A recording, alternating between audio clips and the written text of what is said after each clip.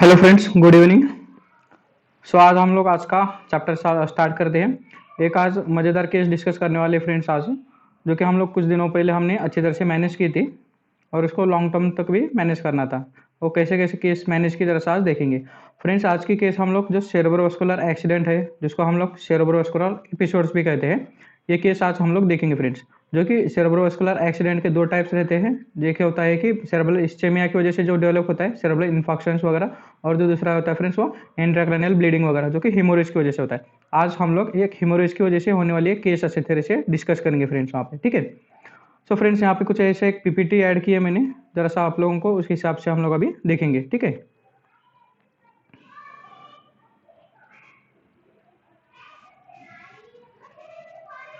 Friends, मेरी आवाज़ अच्छी तरह से आ रही है ना आपको?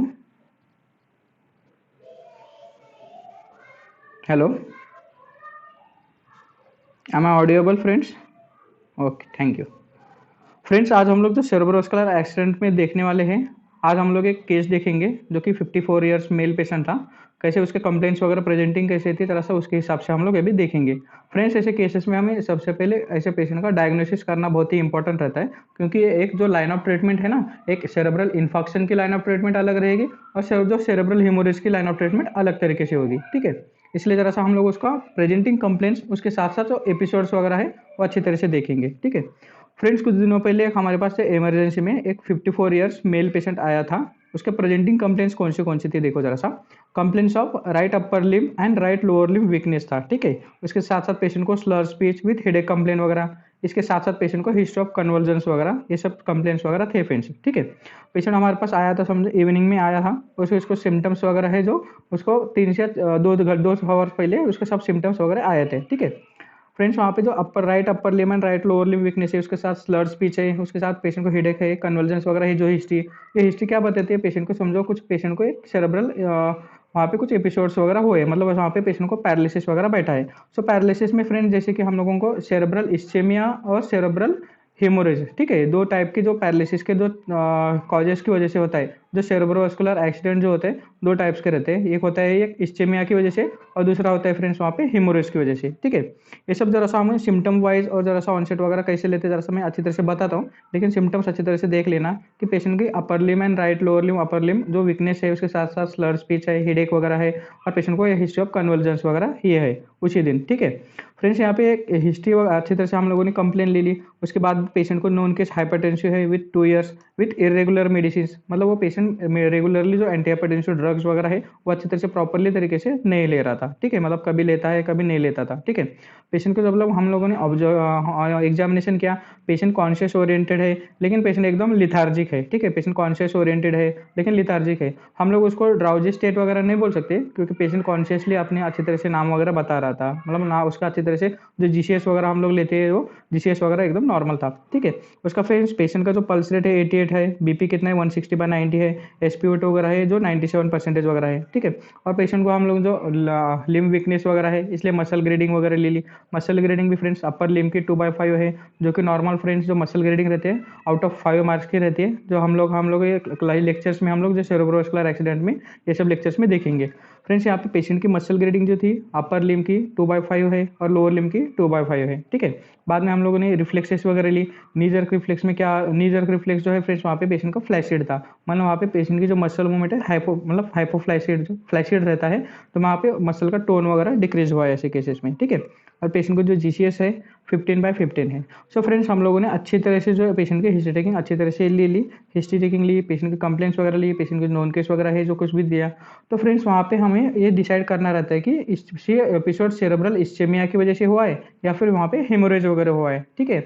ये जरा सा फ्रेंड्स अच्छी तरह से हम लोगों ने अच्छी तरह से प्रॉपरली हिस्ट्री टेकिंग ली, तो ये सब चीज़ें वहाँ पे डिसाइड होता है, क्योंकि फ्रेंड्स वहाँ पे सेरेब्रल जो इस्चेमिया की वजह से जो इन्फेक्शंस वगैरह है वो उसकी वजह से फ्रेंड्स वहाँ पे जो ट्रीटमेंट प्रोटोकॉल जो होता है सेरेब्रल इस्चेमिया के लिए अलग है और वहाँ पे जो हेमोरेज के लिए अलग चीज़ें रहता है। फॉर एग्जांपल समझो समझो पेशेंट को सेरेब्रल वहाँ पे ब्लीडिंग वगैरह हुआ है, ठीक है, सेरेब्रल में हमारे ब्लीडिंग वगैरह हुआ है, आईसी ब्लीडिंग वगैरह। ऐसे केसेस में समझो हम लोगों ने ब्लड थिनर्स वगैरह दे दिए, तो ऐसे केसेस में क्या होता है ब्लीडिंग वगैरह और बढ़ने जाने की चांसेस रहते हैं। इसलिए वहाँ पे हमें कंफर्मेशन करना रहता है कि वहाँ पे सेरेब्रल इस्चेमिया की वजह से हुआ है या फिर वहाँ पे हेमोरेज की वजह से हुआ है, ठीक है। सो ये पैरालिसिस के फ्रेंड्स वहाँ पे जो ऑनसेट वगैरह रहता है ना, पेशेंट को समझो कभी भी पैरालिसिस के पेशेंट को हम लोग तुमने हिस्ट्री टेकिंग वगैरह लेनी रहती है, तो पेशेंट को ऑनसेट कैसा है पूछना जरूरी रहता है। मतलब वहाँ पे पूछना रहता है कि फ्रेंड्स वहाँ पे समझो पेशेंट को पैरालिसिस के वगैरह हमारे पास आते हैं, तो पेशेंट को पूछना रहता है कि ये सिम्टम्स आपको धीरे धीरे कैसे कैसे डेवलप हुए हैं, धीरे धीरे डेवलप हुए या एकदम पेशेंट को सिम्टम्स डेवलप हुए हैं, या फिर पेशेंट पैरालिसिस का जो अटैक है मॉर्निंग इवनिंग तो कौन से टाइम में आया है,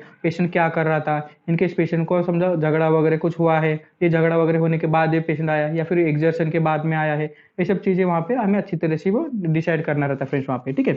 इसलिए जो पेशेंट की सबसे मेन इंपॉर्टेंट चीज़ रहती है ना ऐसे केसेस में फ्रेंड्स, पेशेंट को ऑनसेट ऑफ सीवीए देखना रहता है, मतलब पेशेंट को सिम्टम्स कैसे कैसे स्टार्ट हुए ये देखना रहता है।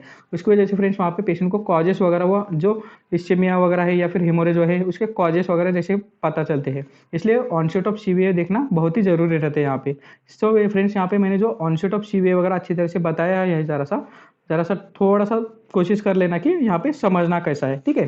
फ्रेंड्स जो सेरेब्रल इस्चेमिया वगैरह है, ठीक है, सेरेब्रल इस्चेमिया है, जो सेरेब्रल इन्फेक्शन दो टाइप से होता है, एक होता है थ्रोम्बोसिस की वजह से और होता है दूसरा एम्बोलिज्म की वजह से। और फ्रेंड्स वो जो दूसरा सेरेब्रोवास्कुलर एक्सीडेंट में दूसरा टाइप है वो हेमोरेज की वजह से, ठीक है।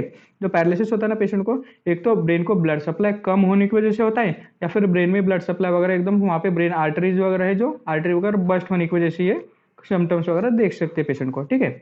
इसलिए जो सेरेब्रोवास्कुलर एक्सीडेंट है फ्रेंड्स वहाँ पे cerebral infection and cerebral haemorrhage ये दो टाइप है। सेरेब्रल इन्फेक्शन में दो टाइप्स रहते हैं, एक थ्रोम्बोसिस की वजह से होता है या फिर एम्बोलिज्म की वजह से होता है, ठीक है। एक फ्रेंड्स जो थ्रोम्बोसिस की वजह से और एम्बोलिज्म की वजह से जरा सा क्या क्या मतलब क्या क्या उसमें हिस्ट्री लेनी रहती है, जरा सा अच्छी तरह से हम लोग देखेंगे अभी। इनके समझो फ्रेंड्स थ्रोम्बोसिस की वजह से हुआ है, तो पेशेंट को जो यूजुअली ओल्ड एज पेशेंट वगैरह रहते हैं उनमें फ्रेंड्स थ्रोम्बोसिस की वजह से वो एक सिम्टम्स वगैरह देख सकते हैं। फ्रेंड्स यहाँ पे जो यूजुअली ओल्ड एज पेशेंट वगैरह रहते हैं वहाँ पे एथेरोस्क्लेरोटिक चेंजेस की वजह से ये सब सिम्टम्स वगैरह पेशेंट में दिखाई दे सकते हैं। इनकेस एम्बोलिज्म की वजह से होता है तो ये जनरली यंग एज पेशेंट में दिखाई देता है फ्रेंड्स वहाँ पे, ठीक है। इनकेस हेमोरेजिक पेशेंट है तो यूजुअली हाइपरटेंसिव पेशेंट में देखा जाता है हेमोरेज वगैरह सेरेब्रल, ठीक है। बाद में फ्रेंड्स जो थ्रोम्बोसिस की वजह से जो जनरली ड्यूरिंग स्लीप वगैरह पेशेंट के अटैक होने वगैरह आने के चांसेस रहते हैं, जनरली मॉर्निंग हावर्स में जो पेशेंट नींद में वगैरह होने के बाद में ड्यूरिंग एकदम अच्छे से स्लीप में वगैरह ये सब सिम्टम्स वहाँ पेशेंट में दिखा देता है। इनकेस वहाँ पे थ्रोम्बोसिस वगैरह होने के चांसेस मतलब सेरेब्रल थ्रोम्बोसिस की वजह से ये सिम्टम्स वगैरह देख सकते हैं पेशेंट को। उसके साथ साथ जो एम्बोलिज्म की वजह से होता है एट एनी टाइम पेशेंट को, ठीक है, पेशेंट को कभी भी ये डेवलप हो सकता है सिम्टम्स ड्यूरिंग एक्सर्शन, मतलब पेशेंट जब एकदम अच्छी एक्सर्शन में रहता है, मतलब बहुत ज़्यादा काम करता है वहाँ पे समझो ड्यूरिंग एक्सर्शन वगैरह मतलब कार्डियक वर्कलोड वगैरह जब बढ़ता है तो ऐसे पेशेंट में एम्बोलिज्म की वजह से स्ट्रोक वगैरह बैठ सकता है। बाद में फ्रेंड्स जो हिमोरेजिक पेशेंट रहते हैं एट हाइट ऑफ इमोशंस, मतलब पेशेंट के एकदम हाइट ऑफ इमोशंस है, कुछ एकदम इमोशनली पेशेंट को एकदम इमोशनली है हो गया है, या फिर वहाँ पे पेशेंट को समझो कुछ झगड़ा वगैरह हुआ है, इसलिए एट हाइट ऑफ इमोशंस वगैरह हिमोरेजिक स्ट्रोक वगैरह हो सकता है, ठीक है। बाद में पेशेंट समझो थ्रोम्बोसिस की वजह से होता है, तो ऐसे केसेस में फ्रेंड्स क्या होता है स्लो ऑनसेट ऑफ प्रोग्रेसिव रहता है, मतलब वहाँ पे सिम्टम्स जैसे रहते हैं पेशेंट को धीरे धीरे डेवलप हुए रहते हैं, ठीक है। जो थ्रोम्बोसिस की वजह से जो स्ट्रोक बैठता है ऐसे में फ्रेंड्स वहाँ पे जो पेशेंट का सिम्टम्स स्लो ऑनसेट रहता है, मतलब धीरे धीरे पेशेंट को सिम्टम्स डेवलप होते हैं। फॉर एग्जाम्पल समझो पेशेंट को राइट अपर लिम और लोअर लिम में वीकनेस दिख रहा है, धीरे धीरे से पेशेंट को बाद में उसके स्लर स्पीच वगैरह दिख रही है, ये सब सिम्टम्स धीरे धीरे डेवलप होते हैं, ठीक है।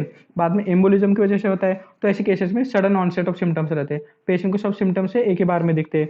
बाद में समझो हेमोरेजिक स्ट्रोक में कैटास्ट्रोफिक प्रोग्रेस रहता है, मतलब वहाँ पे डिस्ट्रक्टिव टाइप का एक सिम्टम्स रहता है, मतलब पेशेंट क्या होता है एकदम अनकॉन्शियस होकर गिर सकता है, या फिर पेशेंट समझो एकदम हेवी कन्वल्जन्स वगैरह आ सकते हैं, और पेशेंट को क्या है डिस्ट्रक्टिव टाइप ऑफ पैथोलॉजी रहती है वहाँ पे, कैटास्ट्रोफिक वहाँ पे हम लोग प्रोग्रेसिव कह सकते हैं वहाँ पे, ठीक है। एक जरा स्पेशल वर्ड है यहाँ पे कैटास्ट्रोफिक, एक जो कि डिस्ट्रक्टिव पैथोलॉजी वगैरह इंडिकेट करता है, ठीक है। बाद में फ्रेंड्स पेशेंट को थ्रोम्बोसिस के पेशेंट जो रहते हैं वहाँ पे जनरली जो होता है हेडेक वगैरह जनरली कुछ पेशेंट में रहता है, जो कि वहाँ पे फ्रेंड्स जब लार्ज आर्टरी इन्फेक्शन वगैरह रहता है तो ऐसे केसेस में जो थ्रोम्बोसिस की वजह से जो स्ट्रोक बैठता है वहाँ पे पेशेंट को हेडेक वगैरह हो सकता है, ठीक है।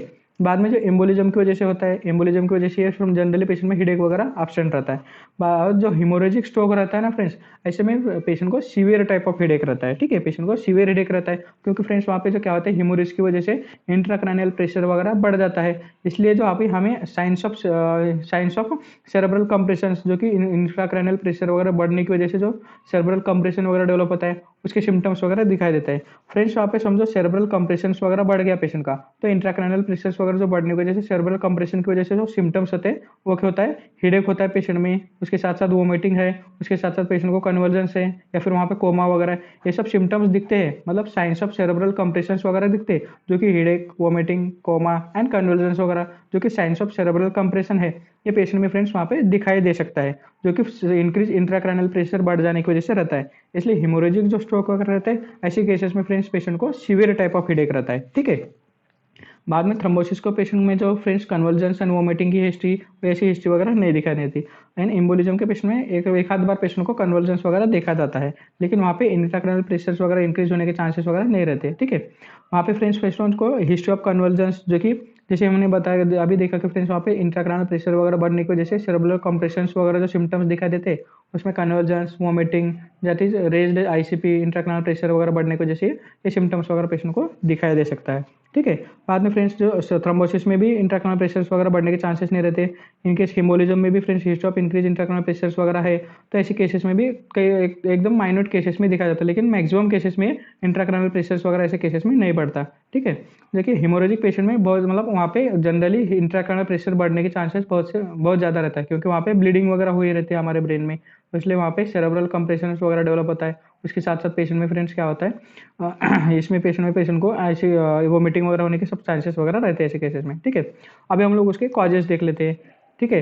फ्रेंड्स जो थ्रोम्बोसिस की वजह से जो पेशेंट को स्ट्रोक वगैरह बैठा रहता है, उसमें फ्रेंड्स जो कॉजेस है जो सबसे मेन है जो एथेरोस्क्लेरोसिस है, या फिर वहाँ पे ओरल कॉन्ट्रासेप्टिव पिल्स वगैरह लेते हैं, ऐसे में फ्रेंड्स वहाँ पे एस्ट्रोजन वगैरह बढ़ने की वजह से वहाँ पे क्या होता है फ्रेंड्स, वहाँ पे हाइपरटेंशन वगैरह मतलब बीपी वगैरह ऐसे पेशेंट में बढ़ा रहता है जो कंटिन्यूसली लेते हैं।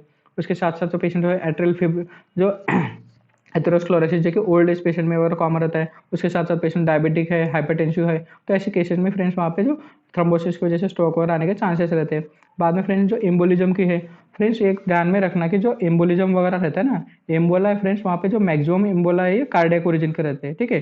जो मैक्सिमम ओरिजिन मतलब जो एम्बोला के मैक्सिमम ओरिजिन रहता है, तो एकदम ऐसे में 90% केसेस में क्या होता है फ्रेंड्स, वहाँ पे कार्डियक ओरिजिन रहता है। मतलब पेशेंट को नॉन केस वगैरह कुछ एट्रियल फिब्रिलेशन रहता है, या फिर वहाँ पे नॉन केस पेशेंट को समझो बैक्टीरियल एंडोकार्डाइटिस या फिर माइट्रल स्टेनोसिस वगैरह, ऐसे केसेस में फ्रेंड्स वहाँ पे जो एम्बोला वगैरह तैयार हो सकता है, और एम्बोला वगैरह हमारे ब्रेन में वगैरह अटक के वहाँ पे ये स्ट्रोक वगैरह डेवलप हो सकता है फ्रेंड्स वहाँ पे, ठीक है। बाद में फ्रेंड्स जो हिमोरेजिक पेशेंट के जो कॉजेस है, वहाँ पे जो अनकंट्रोल हाइपरटेंसिव है या फिर इल ट्रीटेड जो पेशेंट रहते हैं, ये केसेस में हिमोरेजिक चांसेस ज़्यादा से ज़्यादा रहते हैं फ्रेंड्स यहाँ पे, ठीक है। ये सब वहाँ पे ऑनसेट ऑफ सीवीए वगैरह हमें इसलिए पता रहना जरूरी है, क्योंकि फ्रेंड्स ऑनसेट ऑफ सीवीए में हमें पेशेंट को सिम्टम्स वगैरह अच्छी तरह से डिसाइड किए, तो हम लोगों को पता चलता है कि अब समझो थ्रोम्बोसिस की वजह से इन्फेक्शन, थ्रोम्बोसिस की वजह से ये पैरालिसिस बैठा है, या फिर वहाँ पे एम्बोलिज्म की वजह से पैरालिसिस हुआ है, या फिर वहाँ पे पेशेंट को समझो हेमोरेजिक की वजह से ये स्ट्रोक वगैरह मतलब बैठा है, ये सब चीज़ें पता रहता है फ्रेंड्स वहाँ पे, ठीक है। ये ऑनसेट ऑफ सीवीए देखने के बाद हमें एक जरा सा पेशेंट के सिम्टम्स देख लेते फिर से। पेशेंट को क्या क्या था फ्रेंड्स वहाँ पे, right upper limb and lower limb weakness था, पेशेंट के स्लर्स पीछे। उसके साथ साथ पेशेंट को क्या है फ्रेंड्स वहाँ पे हेडेक है, और वहाँ पे कन्वर्जेंस की हिस्ट्री है, ठीक है। ये तो क्राइटेरिया फुलफिल हो गए, मतलब यहाँ पे पेशेंट को जो इंट्राक्रैनियल प्रेशर है वहाँ पे बढ़ गया है, मतलब वहाँ पे सेरेब्रल कंप्रेशंस वगैरह है। तो फ्रेंड्स ऐसे केसेस में क्या होता है, वहाँ पे ब्लीडिंग की वजह से ये पेशेंट को सिम्टम्स वगैरह डेवलप हुआ है, लेकिन पेशेंट कॉन्शियसली ओरिएंटेड है, पेशेंट कोमा में वगैरह नहीं है, पेशेंट की सीवियरिटी वगैरह वहाँ पे जरा सा डिसाइड होता है कि पेशेंट को जरा सा पेन क्या होता है, जरा सा ब्लीड वगैरह कहाँ पे हुआ है ब्रेन में, ठीक है। इसलिए पेशेंट को समझो वहाँ पे ये डायग्नोसिस वगैरह अच्छी तरह से करने के लिए, कंफर्म डायग्नोसिस करने के लिए हमें अर्जेंट सीटी स्कैन वगैरह करना पड़ता है ऐसे केसेस में, ठीक है। इसलिए हम लोगों ने उस पेशेंट को जो कंप्लेन वगैरह लेके आया था, ये जरा सा देखने के बाद हमें प्रोविजनल डायग्नोसिस लगा कि पेशेंट को आईसी ब्लीड वगैरह है, आईसी ब्लीड की वजह से ये पेशेंट को पैरालिसिस वगैरह बैठा है, ठीक है। इसलिए फ्रेंड्स जो पेशेंट को जो ऐसे केसेस में हमें जल्द से जल्द सीटी स्कैन वगैरह करना पड़ता है, ठीक है। फ्रेंड्स तो हम लोगों ने जो इसका सीटी स्कैन वगैरह किया पेशेंट का, ठीक है, सीटी स्कैन वगैरह किया, सीटी स्कैन में फ्रेंड्स वहाँ पे पेशेंट को जरा सा देखना रहता है हमें सीटी स्कैन में, ठीक है। सो फ्रेंड्स यहाँ पे इन्वेस्टिगेशन पार्ट में है जो हमें जो सीटी स्कैन कर सकते हैं, या फिर एमआरआई ब्रेन कर सकते हैं, या फिर एमआरए कर सकते हैं। एमआरए मतलब मैग्नेटिक रेजोनेंस एंजियोग्राफी, मतलब वहाँ पे ब्रेन वेसल्स वगैरह देखना है तो हमें जरा एमआरआई वगैरह कर सकते हैं। लेकिन जो इनिशियल स्टेज रहते हैं फ्रेंड्स, वहाँ पे इनिशियली हम लोग सबसे पहले सीटी स्कैन वगैरह करते हैं ऐसे इमरजेंसी केस में, प्लेन सिटी ब्रेन वगैरह करते हैं। प्लेन सिटी ब्रेन में फ्रेंड्स वहाँ पे जरा सा हमें फाइंडिंग्स वगैरह देखनी रहती है, ठीक है। प्लेन सिटी ब्रेन में क्या होता है फ्रेंड्स, वहाँ पे जो हम लोगों का सीटी स्कैन के जो फ्लाइट्स वगैरह देखते हैं, ठीक है। सीटी स्कैन में इतना ध्यान में रखना है कि जो इन्फेक्शन वगैरह है वो ब्लैक दिखता है, ठीक है। सेरेब्रल जो समझो वहाँ पे इन्फेक्शन वगैरह किस चीज़ वहाँ पे कई रीजन में दिख रहा है आपको, ठीक है। वहाँ पे क्या होता है फ्रेंड्स, वहाँ पे इन्फेक्शन लुक्स लाइक ब्लैक, ठीक है, ब्लैक दिखता है। और वहाँ पे समझो कई बार ब्लीड वगैरह है तो ब्लीड होने के चांसेस रहते हैं, तो फ्रेंड्स वहाँ पे इन्फेक्शन जो होता है फ्रेंड्स, वहाँ पे ये ब्लीड की वजह से ये वगैरह पेशेंट को सीटी में कैसे दिखता है, ब्लीड वगैरह वाइट दिखता है, ठीक है। इन्फेक्शन ब्लैक दिखता है तो ब्लीड वगैरह वाइट दिखता है। और ये हमारा में फ्रेंड्स इसका एग्जैक्टली अपोजिट दिखता है। ये हमारा में फ्रेंड्स वहाँ पे जो इन्फाक्ट वगैरह है तो वाइट दिखता है, और ब्लीड वगैरह है तो जरा सा ब्लैक दिखता है। जरा सा हम लोग एक डायग्राम एक जरा सा देख लेते हैं सीटी स्कैन का रिपोर्ट, ठीक है। जरा सा आपको अच्छी ये सेरेब्रल एंजियोग्राम है, जैसे कि ये हमारे जैसे बोला ना हमने मैग्नेटिक रेजोनेंस एंजियोग्राफी वगैरह। इसमें फ्रेंड्स वेसल्स में जरा सा ये वहाँ पे हमें पता चलता है कि किधर कहाँ पे ब्लड ब्लड सप्लाई वगैरह रिड्यूस्ड है, ये सब चीज़ें वहाँ पे पता चलता है हमारे में, ठीक है। जो हम लोग सीटी स्कैन की बात कर रहे हैं फ्रेंड्स, वहाँ पे इनके सीटी स्कैन में ब्लीड वगैरह दिखता है तो ऐसे समझो वाइट पार्ट का दिखता है, ठीक है। यहाँ पे जो समझो फ्रंटल लोब दिखा रहा हूँ मैं पहले लोब में पहले इमेज में, फ्रंटल जो हिमोरेज वगैरह है, ऐसे केसेस में समझो फ्रंटल हिमोरेज वगैरह है तो ये ऐसे केसेस सीटी स्कैन में फ्रेंड्स यहाँ पे व्हाइट पार्ट वगैरह दिखाई दे रहा है, ठीक है। हमें व्हाइट पार्ट वगैरह ये दिखाई दे रहा है, ठीक है। दूसरी इमेज में समझो वहाँ पे टेम्पोरल लोब में हिमोरेज वगैरह है, जो टेम्पोरल लोब में फ्रेंड्स यहाँ पे हिमोरेज वगैरह दिख रहा है, ये फ्रेंड्स यहाँ पे हिमोरेज कैसा सीटी स्कैन में व्हाइट दिखता है। इनकेस जो समझो वहाँ पे इन्फेक्शंस वगैरह रहता है तो ब्लैक दिखाई देता है, और ये हमारे में जरा सा एग्जैक्टली अपोजिट रहता है। इसलिए सीटी स्कैन का अच्छी तरह से याद में रखना, फिर हमारे का अपने आप हमने दिखाई देता है, ठीक है। इसलिए सीटी स्कैन में जो इन्फेक्शन रहता है वो ब्लैक रहता है, और जो ब्लीड रहता है तो व्हाइट दिखता है, ठीक है। तीसरी इमेज देखो, तीसरी इमेज में कैसा है, पैराइटल लोब में हिमोरेज वगैरह है, ठीक है। उसके साथ साथ समझो पेशेंट को जो ऑक्सीपिटल लोब में हिमोरेज है, चौथी इमेज में दिख रहा है। और पांचवी इमेज में फ्रेंड्स वहाँ पे सेरेबेलर हिमोरेज वगैरह ये सब चीज़ें वहाँ पे दिखाई दे रहा है। इसके साथ साथ समझो वहाँ पे ब्रेन मेनिंजेस में जो हमारे ब्रेन के कवरिंग वगैरह है, सबड्यूरल वगैरह हिमाटोमा है, ये सब चीज़ें भी हम लोग वहाँ पे देख सकते हैं, तो इनकेस प्रेजेंट वगैरह ऐसे केसेस में रहता है तो, ठीक है। ये सब चीज़ें हमें अच्छी तरह से पता रहना चाहिए। इनकेस इतना ही पता रहना चाहिए कि हमें सीटी स्कैन में क्या देखना चाहिए। वहाँ पे इनके स्पॉट वगैरह वाइट वगैरह दिख रहा है तो ब्लीड वगैरह हो सकता है। इनकेस ब्लैक स्पॉट वगैरह दिख रहे हैं वहाँ पे कुछ एरिया में तो हम लोग हेमोरेज वगैरह मतलब वहाँ पे इन्फेक्शन वगैरह कह सकते हैं, ठीक है।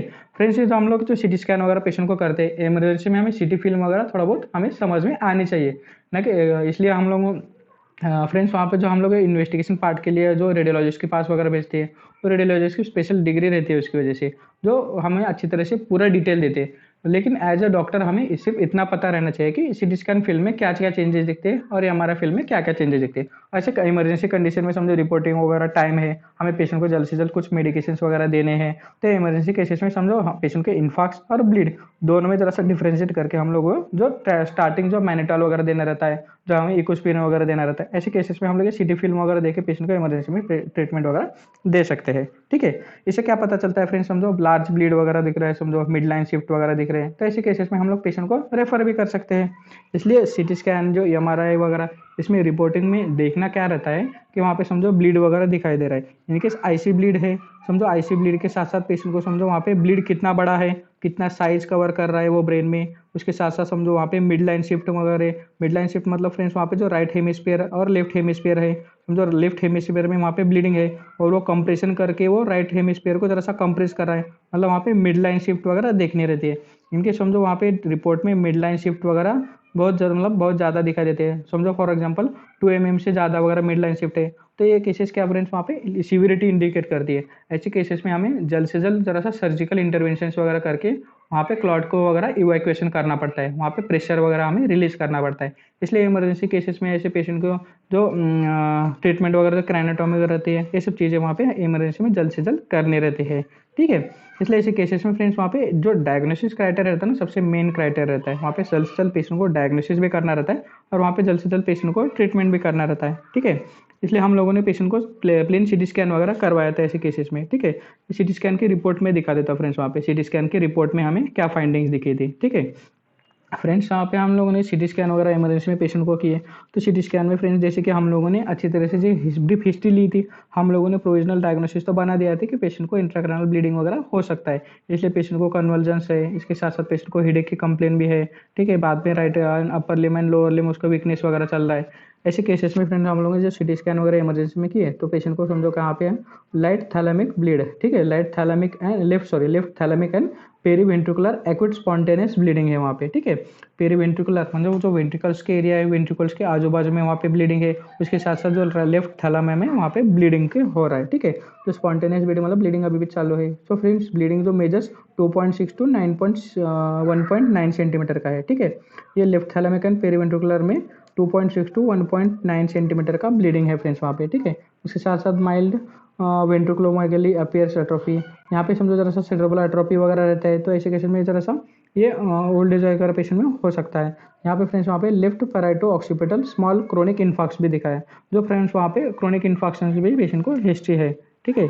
लेकिन वहाँ पे जो मेन चीज़ है वहाँ पे फ्रेंड्स देखने लायक हमारे ट्रीटमेंट के लिए जो left thalamic and periventricular region में पेशेंट को ब्लीड है। फ्रेंड्स यहाँ पे ब्लीडिंग वगैरह जो है 2.6 टू 1.9 सेंटीमीटर तक है। सो फ्रेंड्स वहाँ पे ब्लीडिंग बहुत ज़्यादा नहीं है पेशेंट को, लेकिन वहाँ पे मिड लाइन शिफ्ट वगैरह पेशेंट नहीं कर रहा है, ठीक है। ऐसा फ्रेंड्स वहाँ पे मिड लाइन शिफ्ट वगैरह पेशेंट वहाँ पे नहीं है, तो पेशेंट को ज़्यादा से ज़्यादा सेरेब्रल कंप्रेशंस वगैरह नहीं है, तो ऐसे केसेस में फ्रेंड्स हम लोग कुछ मेडिकेशंस वगैरह देके ट्रीटमेंट वगैरह कर सकते हैं। इनकेस पेशेंट के सिम्टम्स फिर भी इंक्रीज है, पेशेंट को कन्वर्जेंस रिपीटेड है, तो ऐसे केसेस में फ्रेंड्स वहाँ पे ज़रा सा सेरेब्रल वो जो इवैक्यूएशंस वगैरह हमें करना पड़ता है, ऐसे क्लॉट का वगैरह, ठीक है। सो हम लोगों को ये ट्रीटमेंट प्रोटोकॉल वगैरह अभी सेट करना है, ठीक है। फ्रेंड्स वहाँ पे पेशेंट को सेरेब्रल इन्फेक्शन नहीं है, पेशेंट को सेरेब्रल ऐसे ब्लीड है, ठीक है, इंट्राक्रैनियल ब्लीडिंग है वहाँ से। सो फ्रेंड्स वहाँ पे जो इंट्राक्रैनियल प्रेशर जो बढ़ा है पेशेंट का, उसकी वजह से पेशेंट को हेडेक वगैरह हो रहा है, और सबसे पहले इंट्राक्रैनियल प्रेशर हमें रिड्यूस करना रहता है। सो फ्रेंड्स सबसे जो मेन ट्रीटमेंट रहते हैं वहाँ पे जो मैनेटॉल है, ठीक है। वहाँ पे समझो पहले सेशन को सबसे पहले मैनेटॉल वगैरह हम लोग इंजेक्शन दे सकते हैं। जो इंजेक्शन मैनेटॉल है फ्रेंड्स वहाँ पे 100 ml TDS में देना है पेशेंट को, ठीक है। इंजेक्शन मैनेटॉल से क्या होता है, ये ऑस्मोटिक डायरेटिक्स है, ठीक है, ऑस्मोटिक डायरेटिक्स है, जिससे क्या होता है फ्रेंड्स वहाँ पे इंट्राक्रैनियल प्रेशर वगैरह रिड्यूस होता है। इसके साथ साथ जो सिरप ग्लिसरॉल है, ठीक है, सॉरी यहाँ पे सिरप जो ग्लिसरीन जो मैंने बोला है, जो सिरप ग्लिसरॉल है, ठीक है, एक सिरप ग्लिसरॉल है तो 50 ml TDS में दे सकते हैं, ठीक है। ये सिरप ग्लिसरॉल हम लोग 15 ml TDS में दे सकते हैं फ्रेंड्स वहाँ पे, ठीक है। जरा सा टाइपिंग मिस्टेक हो गई है मेरे से, ग्लिसरीन नहीं है, सिर्फ ग्लिसरॉल है, जो कि हम लोग 15 ml TDS में दे सकते हैं। उसके साथ जो जो भी है फ्रेंड्स क्या करता है, ये एंटी ग्लूकोमा वगैरह, मतलब जो ग्लूकोमा के इंट्राक्रैनियल जो आईओपी वगैरह है, ठीक है, इंट्राओकुलर प्रेशर वगैरह रिड्यूस करता है। इसके साथ साथ फ्रेंड्स ये सेरेब्रल ऐसे हेमोरेज पेशेंट में वगैरह, इंक्रीज इंट्राक्रैनियल प्रेशर वगैरह ऐसे केसेस में हम लोग ये दे सकते हैं, जिससे कि आईसीपी वगैरह इंट्राक्रैनियल प्रेशर वगैरह रिड्यूस होता है, ठीक है। ये दो चीज़ें हमने इमरजेंसी दे दी। बाद में फ्रेंड्स हम लोग पेशेंट को जो स्ट्रोसिट वगैरह इंजेक्शन है, फ्रेंड्स यहाँ पे स्ट्रोसिट में क्या आता है, जो सिटिकोलिन है, ठीक है, जो कि फ्रेंड्स न्यूरोट्रॉपिक ग्रोथ में आता है, ठीक है। स्ट्रोसिट में क्या होता है फ्रेंड्स, वहाँ पे स्ट्रोसिट में इंजेक्शन जो सिटिकोलिन है जो 500 mg में आता है, वो हम लोगों को पेशेंट को बीडी में देना रहता है। ये स्ट्रोसिट क्या है फ्रेंड्स, वहाँ पे स्ट्रोसिट में जो सिटिकोलिन है, सिटिकोलिन फ्रेंड्स ये न्यूरोट्रॉपिक ग्रुप में आता है, ठीक है। जो न्यूरोट्रॉपिक है मतलब वो फ्रेंड्स क्या करता है, जो ब्रेन की जो ब्रेन नर्व सेल जो डैमेज होती है, ब्रेन से नर्व सेल को जो डैमेज होता है, वो पार्ट को फ्रेंड्स क्या होता है, नर्व सेल डैमेज होने नहीं देता, एंड जो पार्ट ऑफ नर्व सेल जो डैमेज हुआ है उसको रिपेयर भी करने के चांसेस वहाँ पे रहते हैं ये सिटिकोलिन से, ठीक है। इस सिटिकोलिन बहुत ही इंपॉर्टेंट ड्रग है, जो कि हम लोग सेरेब्रल इन्फेक्शन में भी देते हैं और ब्लीड में भी कई बार ये यूज किया जाता है, ठीक है। जो स्टोसिड मतलब वहाँ पे जो सिटिकोलिन का यूज कैसा रहता है कि ये ब्रेन डैमेज वगैरह फर्दर नहीं होने देता, जो ब्रेन सेल वगैरह है वो ब्रेन सेल वगैरह नर्व सेल जो है हम लोग डैमेज फर्दर नहीं होने देता, और जो नर्व सेल डैमेज हुआ है वो भी उसको भी रिपेयर करने के वहाँ पे चांसेस रहते हैं ऐसे केसेस में, ठीक है। उसके साथ साथ पेशेंट को फ्रेंड्स वहाँ पे जो ऐसी ब्लीड के पेशेंट रहते हैं, इंट्राक्रैनियल प्रेशर बढ़ने की वजह से पेशेंट को फ्रेंड्स वहाँ पे कई बार हमें एंटी कन्वर्जन ड्रग्स भी देने पड़ते हैं, क्योंकि फ्रेंड्स वहाँ पे जो इंट्राक्रैनियल प्रेशर वगैरह बढ़ने की वजह से वहाँ पे शरीर में रिपीटेड कन्वर्जन्स वगैरह आ सकते हैं, ठीक है। इसलिए कन्वर्जन्स को जरा सा हमें वहाँ पे जरा सा इंपेरिकल ट्रीटमेंट करके, या फिर वहाँ पे कन्वर्जन्स वगैरह पेशेंट को ना आए, इसलिए पेशेंट में फ्रेंड्स वहाँ पे एंटी कन्वर्जन्स ड्रग्स वगैरह देने पड़ते हैं, जैसे कि फ्रेंड्स वहाँ पे लिवेटरासिटम वगैरह अच्छा काम करता है, ठीक है। लिवेटरासिटम 500 mg बीडी में हम लोग दे सकते हैं, ठीक है। जो लिवेटरासिटम 500 mg में बीडी में देना रहता है। फ्रेंड्स वहाँ पे जो मैंने टैबलेट इंजेक्शन स्ट्रोसिट प्लस है बोला है, स्ट्रोसिट प्लस में फ्रेंड्स वहाँ पे जो ये है क्या स्टेटिकोलिन है, उसके साथ साथ पैरासिटम है। पैरासिटम मतलब फ्रेंड्स वहाँ पे दो ड्रग का कॉम्बिनेशन है। ये फ्रेंड्स वहाँ पे स्टार्टिंग की कंडीशन में सिर्फ ओनली स्ट्रोसिट देना रहता है, उसके साथ साथ लिवेटरासिटम वगैरह देना रहता है। इनकेस 5 डेज के लिए जब जो हम लोग इंजेक्शन वगैरह देते हैं, बाद में पेशेंट को टैबलेट वगैरह शिफ्ट करते हैं, तो टैबलेट स्ट्रोसिट प्लस दे सकते हैं, जो कि दोनों ड्रग का कॉम्बिनेशन रहता है। यहाँ पे जो सिटिकोलिन के साथ साथ पैरासिटम जो है 800 mg में आता है, और जो सिटिकोलिन है 500 mg में आता है। ये दोनों कॉम्बिनेशन में यूज़ कर सकते हैं, ठीक है। लेकिन इमरजेंसी सीवियरिटी में हम लोग इंजेक्शन स्ट्रोसिट जो कि सिटिकोलिन 500 mg बीडी में, और इंजेक्शन जो लिवेटरासिटम है 500 mg बीडी में पेशेंट को दे सकते हैं, जो कि कन्वर्जेंस वगैरह फिर से ना आए। सो फ्रेंड्स यहाँ पे ये मेडिसिन से साथ साथ हमें कई बार क्या होता है फ्रेंड्स, वहाँ पे सर्जिकली जो है पेशेंट को जो क्लॉट इवैक्यूएशन वगैरह ये भी करना पड़ता है। ये क्लॉट इवैक्यूएशन करने के लिए हम लोगों को सर्जिकल ट्रीटमेंट जो है फ्रेंड्स वहाँ पे ओपन क्राइनोटोमी कर सकते हैं, बाद में बर होल क्राइनोटोमी, ऐसे दो टाइप है क्राइनोटोमी के। सो फ्रेंड्स यहाँ पे समझो लार्ज ब्लीडिंग वगैरह रहती है, लार्ज ब्लीडिंग वगैरह रहती है, तो पेशेंट को फ्रेंड्स हमें जल्द से जल्द क्या रहता है, क्राइनोटोमी वगैरह हमें करना पड़ता है। ऐसे फ्रेंड्स वहाँ पे क्राइनोटोमी जो हम लोग करते हैं, ये क्राइनोटोमी वगैरह हमें पेशेंट को ओपन क्राइनोटोमी वगैरह लार्ज ब्लीड है तो ये न्यूरोसर्जन के हिसाब से हम लोग ट्रीटमेंट वगैरह कर सकते हैं। देखिए ओपन क्राइनोटोमी में क्या रहता है फ्रेंड्स, वहाँ पे पार्ट ऑफ द स्कल, ठीक है, यहाँ पे एक डायग्राम दिखा देता हूँ मैं आपको, जरा सा समझ में आएगा। ओपन क्राइनोटोमी में क्या होता है फ्रेंड्स, वहाँ पे जो पार्ट ऑफ द स्कल है, जो समझो टेम्पोरल लोब में समझो हेमोरेज वगैरह हुआ है, तो टेम्पोरल लोब में वगैरह वहाँ पे जरा सा हमारे स्कल का पार्ट वगैरह निकाला जाता है ऑपरेशन से, और वहाँ पे जो ब्लीडिंग वगैरह हुआ है, वो ब्लीडिंग वगैरह होने की वजह से वहाँ पे जो क्लॉट इवैक्यूएशन वगैरह किए जाते हैं, ठीक है, क्लॉट इवैक्यूएशन वगैरह ये सब ट्रीटमेंट वगैरह करते हैं। उसके बाद में फ्रेंड्स वहाँ पे जो प्रेशर वगैरह आया है, इसलिए फ्रेंड्स वहाँ पे कई बार ड्रेन वगैरह डाला जाता है, जैसे कि पहली इमेज में दिख रहा है ड्रेन वगैरह, इनकेस वहाँ पे लार्ज ब्लीडिंग वगैरह है या फिर वहाँ पे ऊजिंग वगैरह कंटिन्यूसली है, ऐसे केसेस में ये एक ओपन क्राइनोटोमी के केसेस रहते हैं, ठीक है। ये फ्रेंड्स ओपन क्राइनोटोमी करने के बाद समझो हमारा क्राइनम जो है बोनी बॉक्स, जो बोनी बॉक्स में अच्छी तरह से ब्रेन कवर रहता है। फ्रेंड्स यहाँ पे क्राइनोटोमी करने के बाद क्या होता है, जो हमारे ब्रेन में जो प्रेशर बहुत ज़्यादा बड़ा रहता है ना, बहुत ज़्यादा इंट्राक्रैनियल प्रेशर वगैरह बड़ा रहता है, वहाँ पे स्वेलिंग वगैरह रहती है, इसलिए जो हम लोग फिर से जो क्राइनम फिट नहीं कर पाते ऑपरेशन वगैरह करने के बाद। इसलिए कई बार क्या होता है फ्रेंड्स, वहाँ पे जो क्राइनम का हमारा जो पार्ट रहता है, ठीक है, क्राइनम का जो पार्ट ऑफ क्राइनम रहता है, वो कई बार हमारे पेट के एब्डोमिनल कैविटी में या फिर हमारे थाई में पेशेंट के रखा जाता है। जब तक ये 6 मंथ तक रखा जाता है, तब तक कि ब्रेन की जो स्वेलिंग है पूरी तरह से अच्छी तरह से रिड्यूस ना हो, वह बाद में पेशेंट की स्वेलिंग वगैरह अच्छी तरह से रिड्यूस हो गई, तो पेशेंट को हम लोग ये क्रैनम में अच्छी तरह से हम लोग ये फिट कर सकते हैं, ठीक है, क्रैनम में बाद में फिट कर सकते हैं, ठीक है। ये हो गया अच्छी तरह से ओपन क्राइनोटोमी वगैरह करने के बाद 6 महीने बाद फिर ये पेशेंट को अच्छी तरह से ये स्वेलिंग वगैरह रिड्यूस होने के बाद ये क्रैनम वगैरह अच्छी तरह से बाद में हम लोग फिट कर सकते हैं। सो फ्रेंड्स बाद में जो बरहोल क्राइनोटोमी है, बरहोल क्राइनोटोमी में क्या होता है फ्रेंड्स, वहाँ पे समझो स्मॉल ब्लीडिंग वगैरह रहती है, ऐसे केसेस में फ्रेंड्स वहाँ पे हम लोग ये बरहोल वहाँ के ड्रिल वगैरह एक वहाँ पे एक प्रोसीजर रहती है, बरहोल करके एक होल मारा जाता है हमारे क्रैनम में, और वहाँ पे उसी पार्ट में समझो ब्लीडिंग कहाँ पे है, वो ब्लीडिंग के वहाँ वहीं पे एक होल मार के वहाँ पे क्लॉट इवैक्यूएशन वगैरह किए जाते हैं, इसके लिए वहाँ पे बरहोल क्राइनोटोमी वगैरह कहा जाता है ऐसे केसेस में, ठीक है। इनके स्मॉल ब्लीडिंग वगैरह रहती है, तो ऐसे केसेस में हम लोग ये बरहोल क्राइनोटोमी वगैरह कर सकते हैं, ठीक है। ये बरहोल क्राइनोटोमी वगैरह जरा सा पेशेंट में बहुत ही ज़्यादा कम ब्लीडिंग वगैरह है, तो ऐसे केसेस में हम लोग ये कर सकते हैं, ये बरहोल क्राइनोटोमी। इसलिए ओपन क्राइनोटोमी एंड बरहोल क्राइनोटोमी, ये दो टाइप्स की क्राइनोटोमी हम लोग पेशेंट में कर सकते हैं, ठीक है। ये पेशेंट में फ्रेंड्स हम लोगों ने ये जो क्राइनोटोमी वगैरह सजेस्ट की थी, पेशेंट को अच्छी तरह से ये सब सिम्टम्स वगैरह दिए, हम लोगों ने ट्रीटमेंट प्रॉपर लिया, जो इमरजेंसी केसेस में अच्छी तरह से ट्रीटमेंट की फ्रेंड्स वहाँ पे, ठीक है। बाद में पेशेंट को हम लोगों ने कि क्राइनोटोमी के लिए, बरहोल क्राइनोटोमी के लिए एडवाइस किया था, लेकिन पेशेंट नॉट विलिंग था, ठीक है, जो ऑपरेटिव के लिए विलिंग नहीं था, इसलिए पेशेंट को जो लॉन्ग टर्म मैनेजमेंट थी, लॉन्ग टर्म मैनेजमेंट में हम लोगों ने टैबलेट स्ट्रोसिड प्लस बीडी में दे दिया, ठीक है। बाद में उसके साथ साथ पेशेंट को फ्रेंड्स वहाँ पे एट्रोस्टैटिन है 40 mg एचएस में दिए, ठीक है। उसके साथ साथ पेशेंट को समझो ये सब तो उसके साथ साथ पेशेंट को समझो जो फ्रेंड्स वहाँ पे हम लोगों ने एंटी कन्वर्जेंस जो ड्रग है, जो स्ट्रोसिड प्लस में आता है, पैरासीटाम है, उसके साथ साथ दो सिटिकोलिन वगैरह है, ये सब पेशेंट को लॉन्ग टर्म के लिए हम लोगों ने ट्रीटमेंट वगैरह दी।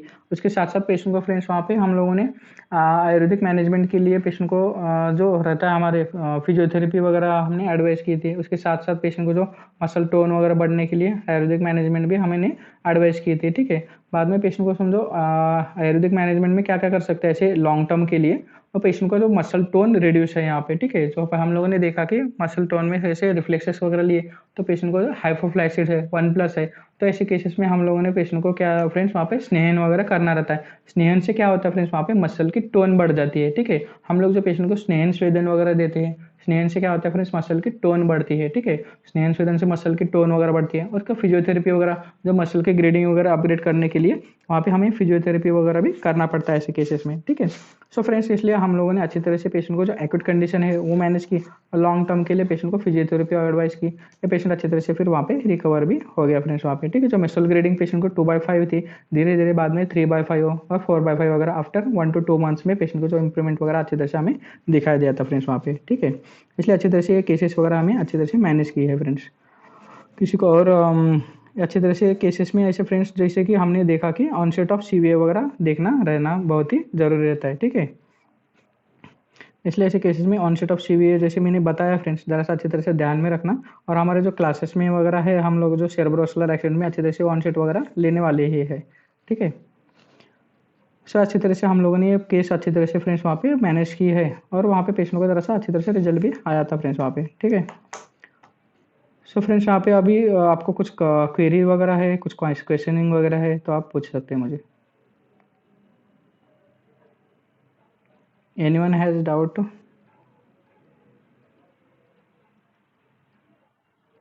यस।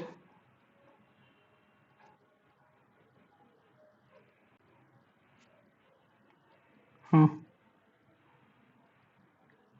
नहीं, नहीं, जो इंजेक्टेबल जो है नहीं, इंजेक्शंस जो वगैरह जो इंजेक्टेबल है ना, वो पेशेंट को जल्द से जल्द हम लोग जो सीटी स्कैन वगैरह किया, सीटी स्कैन करने के बाद ही पेशेंट को जल्द से जल्द ट्रीटमेंट वगैरह स्टार्ट की थी। क्या होता है, जो इंट्राक्रैनियल प्रेशर वगैरह जो बढ़ा है यहाँ पे, ठीक है? जैसे कि मैंने बताया, इंजेक्शन मैनोटॉल है, 100 ml टीडीएस में हमें देना पड़ता है। इसके साथ-साथ जो ग्लिसरीन वगैरह सिरप ग्लिसरॉल है, ग्लिसरॉल भी 50 ml टीडीएस में दिया था पेशेंट को। इसके साथ-साथ इंजेक्शन स्टोरशीट का सबसे मेन रोल है, इंजेक्शन स्टोरशीट का है और लेवेट्रासेटाम का है। ठीक है? इसलिए वहाँ पे हम लोग ये इकोस्पिरिन वगैरह जो ब्लड थिनर है, क्लोपिडोग्रेल वगैरह, ये हम लोग यूज़ नहीं कर सकते, ठीक है? इनके जो सेरेब्रल इन्फेक्शंस रहता तो डेफिनेटली हमें जो टीपीए है, ठीक है? जो टिश्यू प्लाज्मा एक्टिवेटर वगैरह है, जो कि रेटिप्लेज है, अल्टीप्लेज है, ये हम लोग यूज़ कर सकते हैं इन्फेक्शन में। लेकिन ब्लीड में वगैरह हमें स्ट्रिक्टली ऐसे इकोस्पिरिन वगैरह यूज़ नहीं करना रहता है एक्यूट कंडीशन में, ठीक है?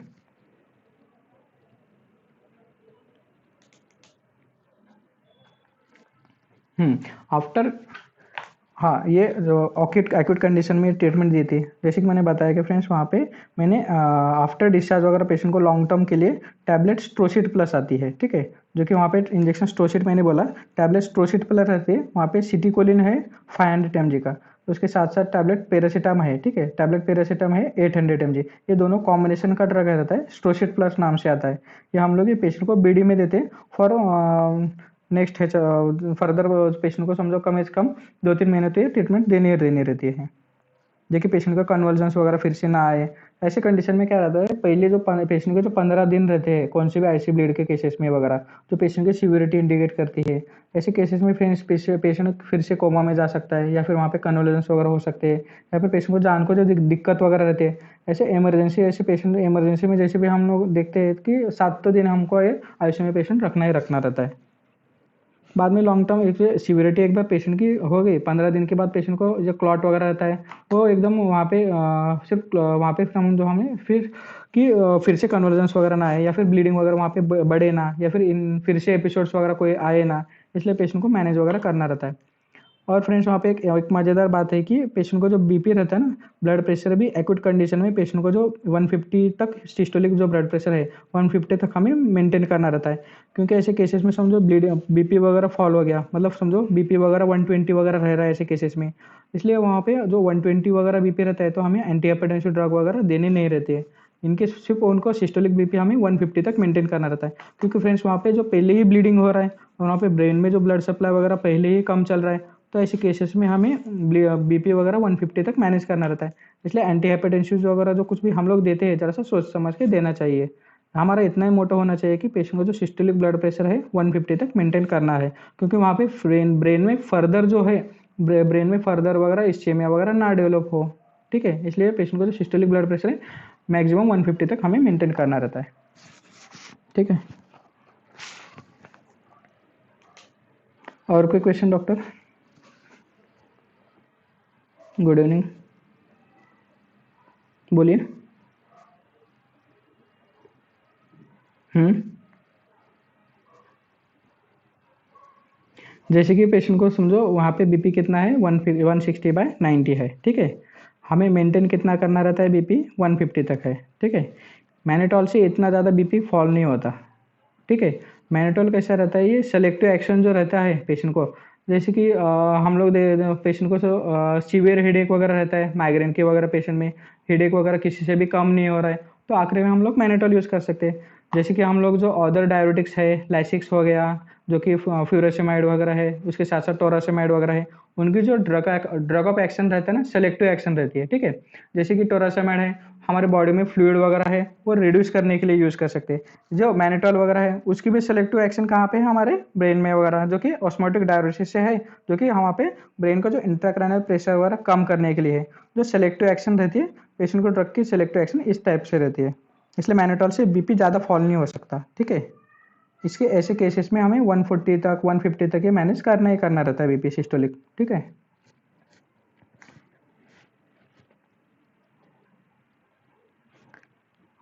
डॉक्टर सागर और कुछ क्वेश्चन? फ्रेंड्स हमारे जो लेक्चर्स वगैरह हमें आपको समझो अच्छे लगते हैं, इनके कुछ क्वेरी वगैरह हमें आपको कुछ लगता है तो हमें कभी भी मैसेज या फिर कॉल वगैरह कर सकते हैं।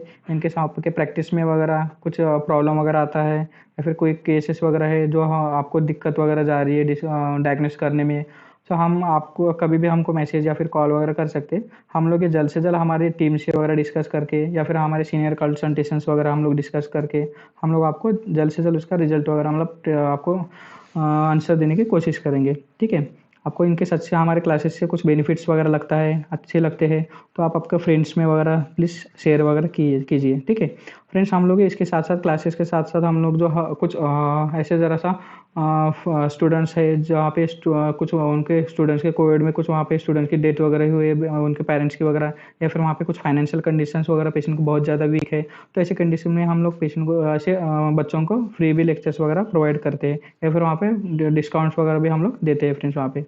ठीक है, जैसे कि हम लोग कोई बच्चों के मम्मी पापा पुलिस में है या फिर वहाँ पे आर्मी में वगैरह है, तो ऐसे केसेस में भी हम लोग ये 50% डिस्काउंट्स वगैरह ऐसे केसेस में हम लोग बच्चों को देते हैं। ठीक है, इसलिए ज़रा सा किसी बच्चों की ज़रा सा कंडीशंस वगैरह फाइनेंशियल अच्छी नहीं है लेकिन सीखने की बहुत ज़्यादा अच्छी उसको सीखने की इच्छा वगैरह है, तो एक ऐसे केसेस में हम लोग ये पेशेंट बच्चों को फ्री में भी देते हैं, प्रोवाइड करते हैं। ठीक है, सो फ्रेंड्स, हमारे जो क्लासेस वगैरह अच्छे लगते हैं तो मैक्सिमम से मैक्सिमम आप उसके ग्रुप में वगैरह शेयर कीजिए। ठीक है फ्रेंड्स, और कोई क्वेरी वगैरह फाइनल, आपको कुछ दिक्कत वगैरह रहती है तो मुझे कभी भी कॉल मैसेज वगैरह कर सकते हैं। तो thank you friends, good evening, good night to all.